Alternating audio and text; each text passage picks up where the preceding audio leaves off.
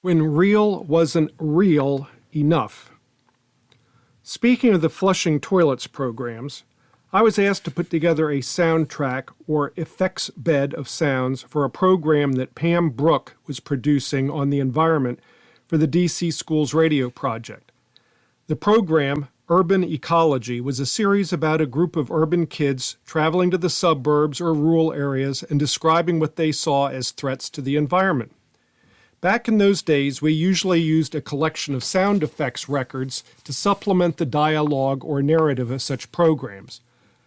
But I had the brilliant idea of taking it a step further, borrowing the film department's high-end Swedish Nagra portable stereo tape recorder and actually recording live sounds to be used in the production. Film major and screenplay classmate Rose Stoll, now a retired Buffalo judge, and I borrowed the Nagra and set out to create our sound beds. We began in the Mary Graydon Center recording the sounds of the elevator door opening, closing, floor chimes dinging, etc. to create the effect of the children leaving their urban apartment. This was later supplemented with a tone oscillator to create the high to low pitch sound of the elevator ascending and descending. We then walked out to the Ward Circle and commandeered a Metro bus, asking the operator to drive us a block down the street while recording the doors opening, closing, change clanking in the fare box, the operator saying, "Move to the back of the bus, please," and eventually the sound of the bus pulling away from us as if we had arrived at our destination. Next, we walked down to the creek that runs through Battery Kimball Park and captured the sounds of the creek bubbling over the rocks. We threw some objects into the creek to record the splashing sounds.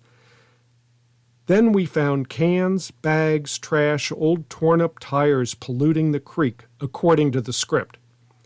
So on it went as we captured live these real sound effects to be used in the finished product. Over the course of the next several weeks, I spent hours in Old Studio E, a small production studio, mixing, blending, editing the carefully gathered effects into the narrative that the school kids had recorded on an earlier occasion. When the program was finished, co-workers I consulted thought it had turned out really well and didn't have the hallmarks of those tired old scratchy sound effect records.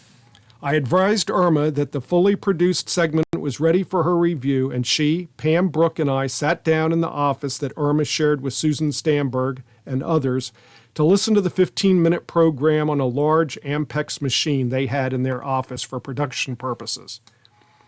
I watched as Irma's eyes widened with surprise and head nodded with approval as Pam sat chin on hands, listening to every word, edit, and nuance. When it was completed, Irma said, "Wow, you've done a really great editing job putting all that together." Pam said, "Yeah, it's pretty good, but the sound effects aren't very realistic." I guess she'd spent so much time in the studio, in her office, or the classroom that she didn't know real sounds when she heard them. Oh well.